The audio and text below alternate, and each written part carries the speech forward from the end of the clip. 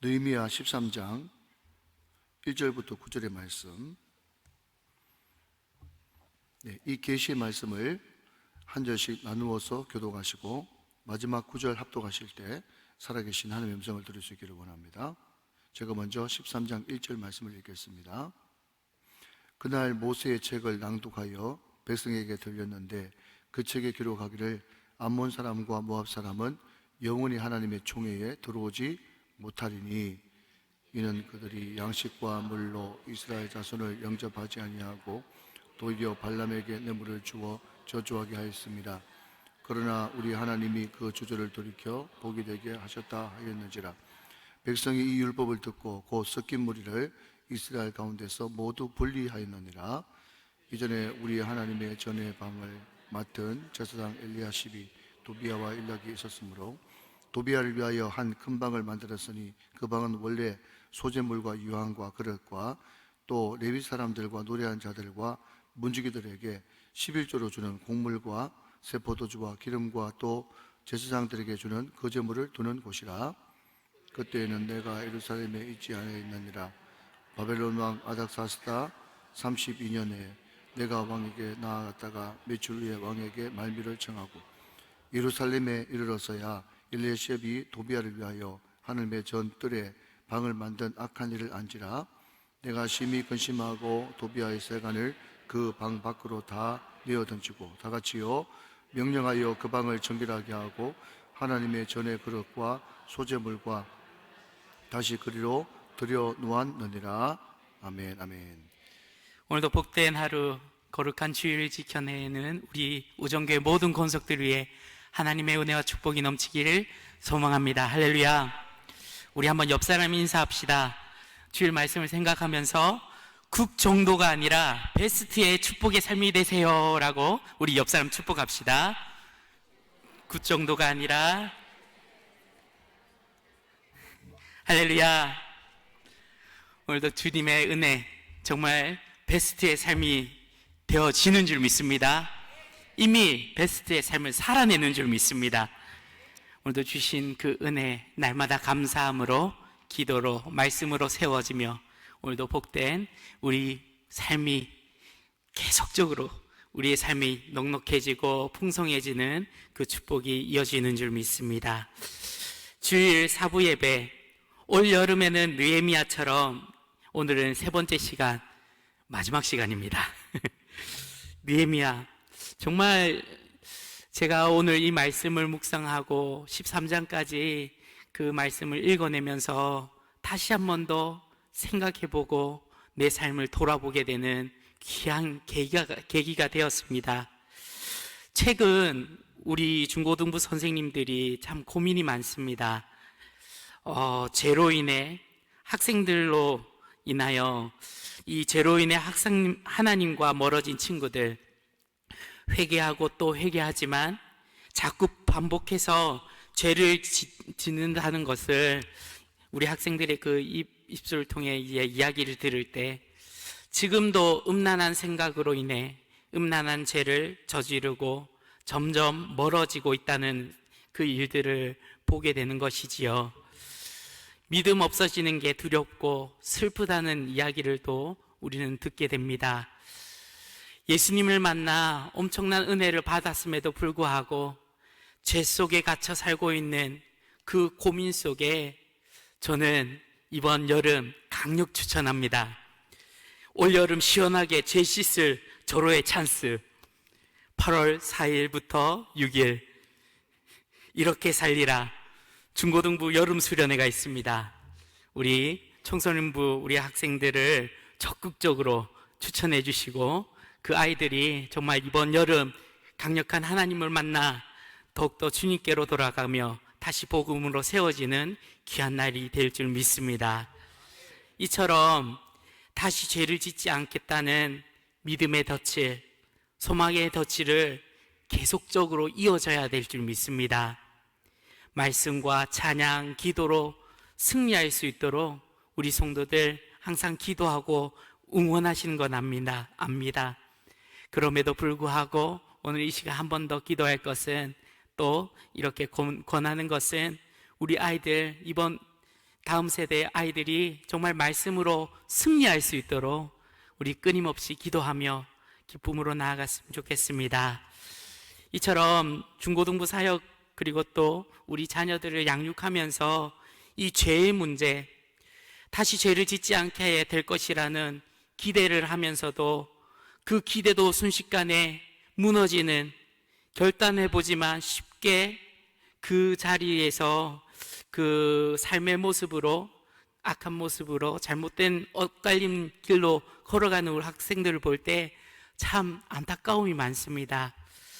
저는 오늘 본문 말씀을 보면서도 본문에 소개된 이스라엘 백성들이 그러한 모습이었습니다. 성벽이 재건되어서 뭔가 이제 일치월장 성공하고 정말 하나님의 나라가 성장하고 완전 완성해질 줄 우리는 알았는데, 참 무너지는 그들의 모습에, 삶의 모습에 우리는 또 내 자신과 우리의 공동체와 이 나라 이 땅을 다시 바라보게 되는 것이지요. 오늘 본문 7절을 우리 한번 서두에 같이 한번 보도록 하겠습니다. 본문 7절 말씀입니다. 제가 봉독하겠습니다. 예루살렘에 이르러서야 엘리야십이 도비야를 위하여 하나님의 전뜰에 방을 만든 악한 일을 안지라. 어떤 일을 벌립니까? 말씀을 준비하면서 이런 생각을 했습니다. 느헤미야 12장까지는요, 참 뭐라 해야 될까, 소위 말해 빌드업 되는 하나님 나라 그 성전이 세워지는 모습이 참 기가 막히게 아름답게 세워지는 모습을 보게 됩니다. 수많은 도전에도 불구하고 마침내 성벽을 재건했고 언약을 갱신한 후 기쁨 넘치는 그 봉헌하는 예배를 우리는 말씀을 통해 보게 되는 것이지요. 그리고 그들이 모든 것이 회복될 줄 알았습니다. 그런데 그들은요, 오늘 성경을 보면 다시 예전의 삶으로 돌아가는 모습. 느헤미야는 왜 이 말씀을 기록하였을까? 별로 아름답지 않는 모습인데, 아니 별로 읽고 싶지 않은 이 내용들인데, 굳이 우리가 이 말씀을 볼 때 한편으로는 이런 생각이 들지만 하나님께서 우리에게 보여주시고 또 각인시키시려 오늘 우리에게 주신 줄 믿습니다.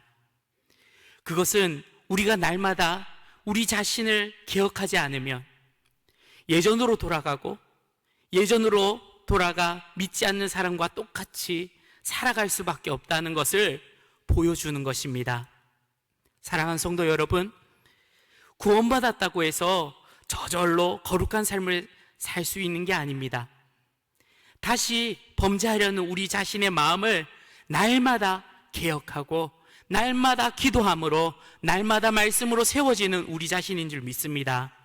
그래야 재건된 신앙으로 매일을 살아내는 그 축복을 누릴 수 있는 것입니다. 저와 여러분이 날마다 우리 자신을 개혁함으로 재건된 신앙으로 삶을 살아내시기를 주님의 이름으로 축원드립니다. 재건을 맞이하였고 회복되고 축복된 그 나날들만 바라보며 살아갈 줄 알았던 그 이스라엘 백성들의 삶이 우리의 상상과 달랐습니다. 목숨 걸고 결단했던 이스라엘 백성들이, 아니 이스라엘 백성들의 그 지도자인 제사장이 세속화되어 버리고 맙니다.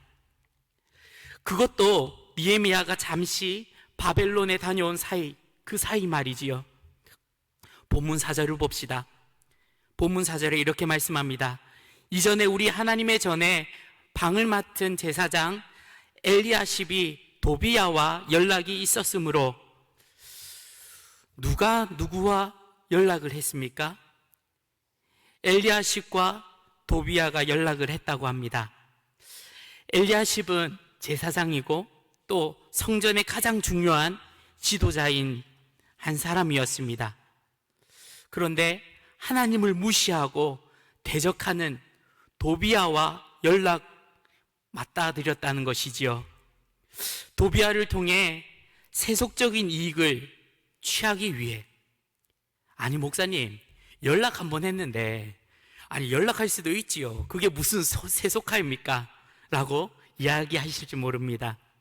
하지만 이것은요, 매우 심각한 세속화입니다. 여기서 연락이란 단순히 한두 번 만나는 게 아닙니다. 이것은 엘리야십과 도비아가 자녀들의 그 결혼을 통해 친족 관계를 맺었다는 그 연락입니다. 도비아 그는 성정 재건을 방해하기 위해 온갖 조롱과 협박을 물론이고 군사적인 위협까지 했던 사람입니다. 그런데 그런 사람과 성전에서 그것도 가장 중요한 방을 맡은 제사장이 엘리야의 그 친족 관계를 맺었다는 것이지요. 왜요? 그 이유가 본문 5절에 있습니다. 5절 말씀 긴데요. 우리 한번 한 목소리로 같이 한번 읽어볼까요? 함께 읽겠습니다. 도비아를 위하여 한 큰 방을 만들었으니 그 방은 원래 소재물과 유향과 그릇과 또 레위 사람들과 노래하는 자들과 문지기들에게 11조로 주는 곡물과 새 포도주와 기름과 또 제사장들에게 주는 거제물을 두는 곳이라. 아멘. 도비아와 친족을 맺은 그 엘리야십이 도비아에게 어떤 방을 내주었습니까? 성전 제사를 위한 소재물과 레위 사람들에게 주는 그 11조, 제사장들에게 주는 거제물을 두는 방을 내주었습니다. 우리 생각해 봅시다. 어떤 일이 벌어졌을까요? 제가 하나님을 두려워하지 않는 사기꾼 그 친족에게 그 방을 맡긴다. 그것도 이 일이 벌어지는 그 경우의 수가 상당할 겁니다. 왜냐? 그는 악한 자였기 때문입니다. 분명 이 일로 인해 당시 주변인들은요, 불신이 가득 찼을 것입니다. 그리고 또 그 불신으로 인해 사람과의 관계는 물론이고 환경과 상황이 공동체가 악해지고 마는 그 일들을 우리는 상상할 수 있습니다. 아니나 다를까 본문 10절에 이렇게 말씀합니다. 10절은 제가 한번 읽어보겠습니다. 내가 또 알아본즉 레위 사람들이 받을 몫을 주지 않아야 하였으므로 그 직무를 행하는 레위 사람들과 노래하는 자들이 각각 자기 밭으로 도망하였기로 라고 말씀합니다. 제사장 엘리야십이 세속적인 그 권세가 도비아와 그 친족을 맺고 성전의 가장 중요한 방을 내어주었더니 어떤 일이 벌어지고 맙니까? 결국 레위인들 그들이 도망갑니다. 성전의 그 기능이요 마비되고 맙니다. 사랑하는 성도 여러분, 오늘 이 사건이 오늘 우리의 삶과 어떤 연결고리가 있을까요? 저는 한번 찾아볼 때 오늘날 교회가 많은 교회들이 바른 길을 걸어가야 함에도 불구하고 그렇지 못하는 것들, 여러 가지 이유가 있겠지만 가장 큰 이유는요, 성경의 가르침 밖의 삶으로 살아간다는 사실입니다. 그 성경 가르침 밖으로 삶을 다른 것으로 투영해 놓는 그 일들, 소위 말해 정확한 단어로 세속화되었다라고 표현할 수 있습니다. 부끄럽지만 저도 세속적인 목사인 것 같아요. 말씀을 준비하면서도 제가 얼마나 세속적인지 모르겠습니다. 제 마음속에는 좋은 게 보이면요 가지고 싶어요. 남들처럼요 누리고 싶고요, 갖고 싶고 그렇게 살고 싶은 욕구가 내 안에 있다는 것이지요. 이처럼 세상을 기웃거릴 때가 한두 번이 아닙니다. 이럴수록 말씀을 비추고 내 삶을 주님께로 돌아가는 그 일, 그 길이요 쉽다고 이야기할 수 없습니다. 다들 잘 알지 않습니까? 그 길은 정말 어려워요.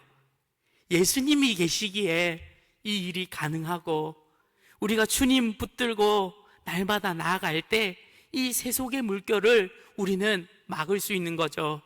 내 힘으로 아니요, 예수님께서 그것을 막으십니다. 우리의 성품과 우리의 삶의 모든 것을 지켜 행하도록 우리를 인도하여 주시는 줄 믿습니다. 이처럼 다시 회개의 자리로, 복음의 자리로 주님은 인도하십니다. 이때 바울, 그의 말씀이 더 새겨지고 기억하게 합니다. 빌립보서 4장 8절 말씀에 이렇게 말씀합니다. 끝으로 형제들아, 무엇이든지 참되며 무엇이든지 경건하며 무엇이든지 옳으며 무엇이든지 정결하며 무엇이든지 사랑받을 만하며 무엇이든지 칭찬받을 만하며 무슨 덕이 있든지 무슨 기름이 있든지 이것들을 생각하라고 말씀하지요. 오늘 우리의 생각과 우리의 마음에는 어떤 마음으로 가득 차 있든지 결국 우리가 예수 그리스도로 인하여 회개하고 정결한 자리로 주님께로 더 가까이 나가야 될 줄 믿습니다. 이처럼 세속의 물결 속에서도 우리가 견디고 승리할 수 있는 것은 오직 하나님의 말씀, 그 은혜로 말미암아 우리는 말씀을 기억하고 말씀으로 살아가는 것이지요. 본문은 결국 세속화의 그 물결에 넘어간 이스라엘 백성들을 우리는 마주보게 됩니다. 이스라엘 백성들과 지도자들에게 적어도 저는 돌을 던질 수 없는, 왜냐하면 이들의 모습이 제 모습과 비슷하다고 하였죠. 왜 우리도 은혜를 받을 때 뭔가를 취하고 세상에 물들지 않습니까? 주를 위해 살겠다고 이렇게 고백하고 결단하면서도 집에 도착하기 전에, 심지어 이 예배당을 지나며 차에 들어서면 어느덧 내 폰에 이 광고들을 볼 때가 있습니다. 벌써 내 생각과 내 눈에 들어와 버려요. TV를 켜고 휴대폰을 만지며 일상으로 돌아갈 때 참 그 순간순간마다 세속의 그 물결이 우리를 뒤엎습니다. 사랑하는 성도 여러분, 사람의 마음이라는 게 얼마나 간사한지, 쉽게 세상에 빼앗기고 마는 것이 우리의 마음입니다. 그러나 그 세속에 물든 우리의 마음조차도 주님께 맡길 때 주님은 역사하시는 줄 믿습니다. 주님은 그 마음을 변화시키시며 정한 길이 무엇이며 바른 길이 무엇인지를 뚜렷하게 우리에게 보여주시고 우리를 그 길로 인도하십니다. 그때 우리는 그 말씀대로 순종하며 그 말씀대로 살아가는 것이지요. 청교도 신학자 존 오웬 목사님은 죄와 은혜의 지배라는 책에서 성도의 마음 상태를 이렇게 표현하였습니다. 신자 안에 잔존하는 죄가 있는데, 이 잔존하는 죄는 어찌하든지 인간의 정욕에 도움을 받아서 은혜에 대해 우세한 영향력을 극대화하려고 애를 쓴다는 것이지요. 이 잔존하는 죄. 그래서 아무리 말씀을 듣고 결단을 해도 우리 안에 잔존하는 그 죄는 계속해서 우리 죄를 짓고 세속화되도록 움직이고 또 움직인다는 사실입니다. 이럴 때 우리는 어떻게 합니까? 앞서 우리 중고등부 친구들이 찬양하였어요.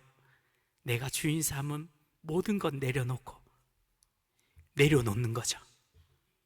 모든 것을 기도함으로 던져버리는 것입니다. 그래서 우리는 날마다 개혁할 수 있고요.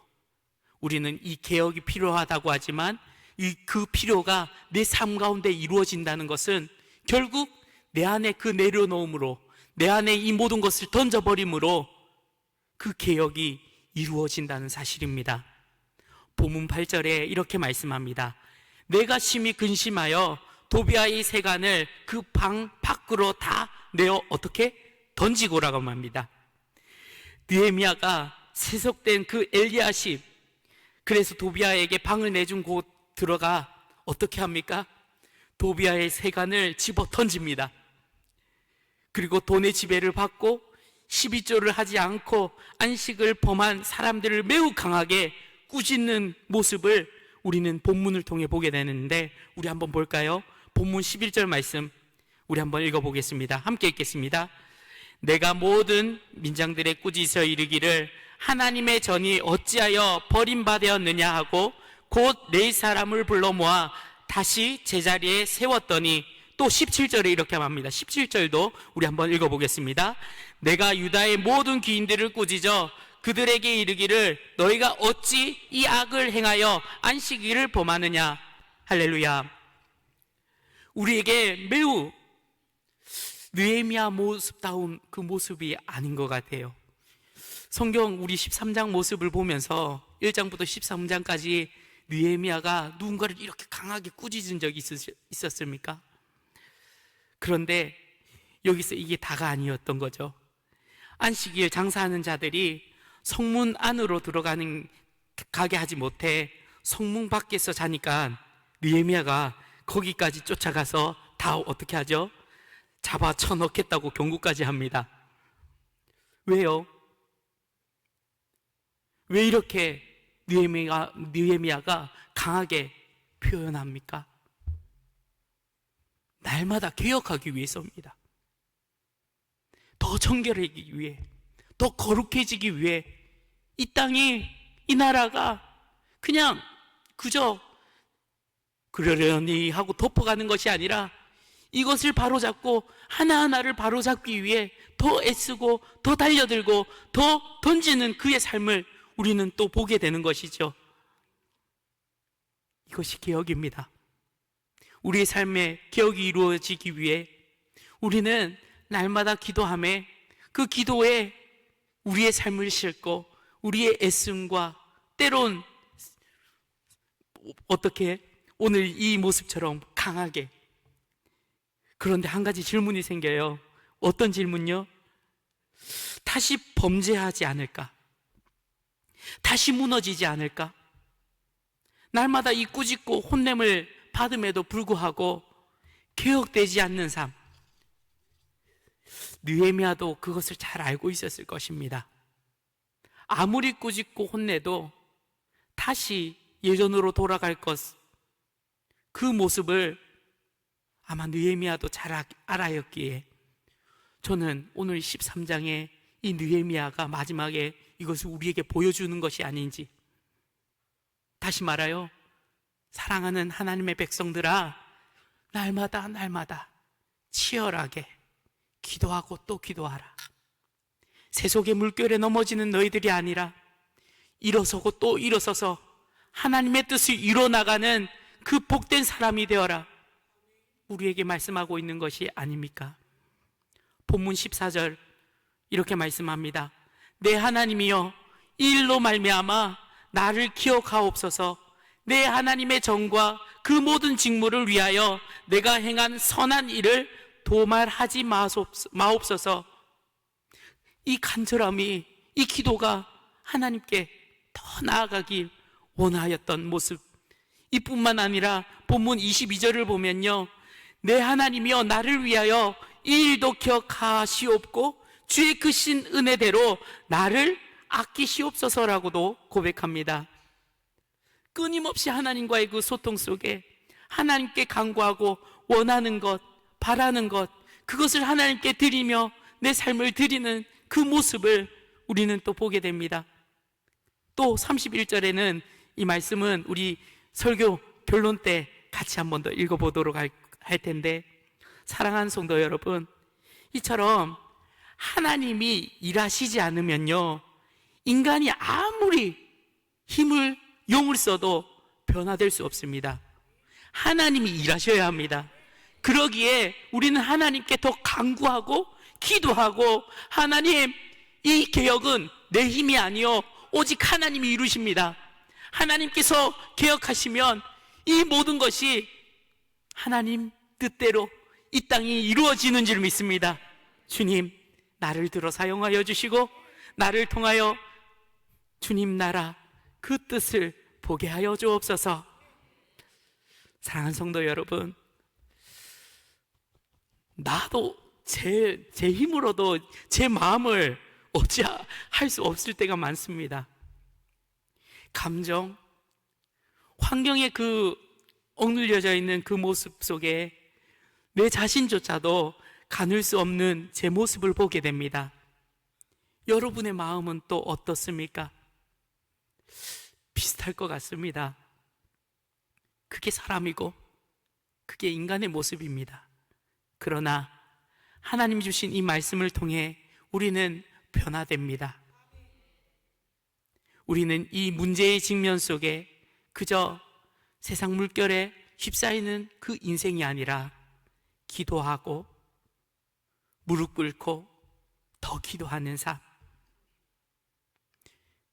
그 수밖에 없다는 것, 우리 담임 목사님의 말씀을 통해 또 우리 수없이 듣는 이 말씀을 통해 우리는 한 길밖에 없다는 것을 우리는 목도하지 않습니까? 자녀를 양육하면서도 자녀들은 또 그 소리다, 또 그 소리 한다라고 이야기합니다. 미안하지만 우리 친구들 수련회 또 그 소리 할 겁니다. 기도의 자리로 나아가자, 하나님 붙들자. 그런데 그 수밖에 없어요. 저뿐만 아니라 우리 권사님들, 우리 장로님들의 삶 속에 한결같이 추구하고 한결같이 나아갔던 그 모습, 삶의 그 모습은 항상 기도의 자리였고 항상 말씀으로 세워지는 자리였습니다.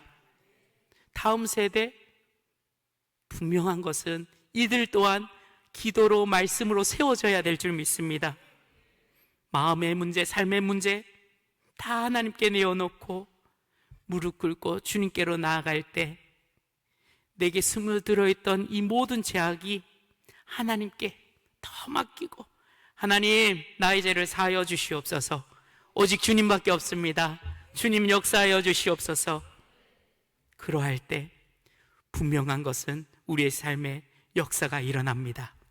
회개의 역사가 일어나며 삶의 놀라운 변화, 이전엔 볼 수 없었던 것들이 보여지게 됩니다. 하나님께서 말씀하신 하나님의 세계를 우리는 목도하게 되는 것이지요. 사랑하는 성도 여러분, 오늘 이처럼 우리는 항상 깨어있고 습관적으로 짓는 우리의 죄 또한 하나님, 내 삶을 돌아보며 정한 길로 나아갈 수 있는 우리의 삶이 되길 간절히 소망합니다. 우리 끝으로 설교 말씀, 우리 13장 본문의 마지막 절을 한번 같이 한 목소리를 읽었으면 좋겠습니다. 30절과 31절 말씀, 우리 느헤미야의 그 마음처럼, 그 심령처럼 우리 한번 함께 읽도록 하겠습니다. 함께 읽겠습니다.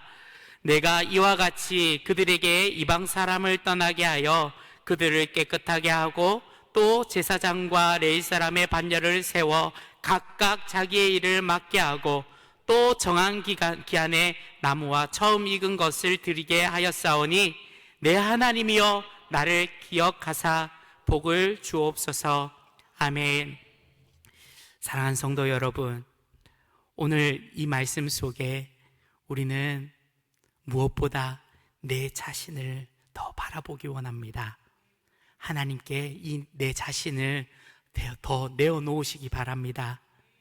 더럽고 추악한 나, 하나님의 그 큰 사랑을 받고도 세속의 그 물결과 그 욕심으로 가득 찬 나의 모습을 주님께 온전히 맡겨봅시다.